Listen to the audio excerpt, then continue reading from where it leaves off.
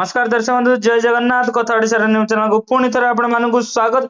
तो दर्शक बंधु बन्या समय आपण मान घर भांगी तो आपण मैंने पाइबे 1,20,000। तो चलतु केमी कौन पाइबे आपन को फुल वीडियो कहबी केमी कौन पाइबे आवेदन करेंगे। तो दर्शक बंधु संपूर्ण घर भांगी आपण पाइबे 1,20,000। कच्चा घर आंशिक भांगी 8,000। कुड़िया घर भांगिले 5,000। घर सामग्री क्षति 4,000।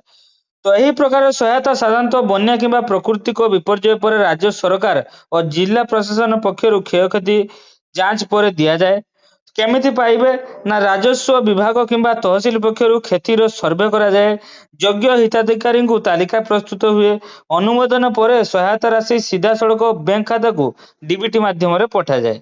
तो यह ପରେ ଆପଣଙ୍କର ଆବଶ୍ୟକ ଦସ୍ତାବିଜ କଣ ରହିବ ନା ଆଧାର କାର୍ଡ, ବ୍ୟାଙ୍କ ପାସବୁକ୍, କ୍ଷତିଗ୍ରସ୍ତ ଘରର ଫଟୋ, ସ୍ଥାନୀୟ ପ୍ରଶାସନ ମାଗିଥିବା ଅନ୍ୟାନ୍ୟ ଦସ୍ତାବିଜ।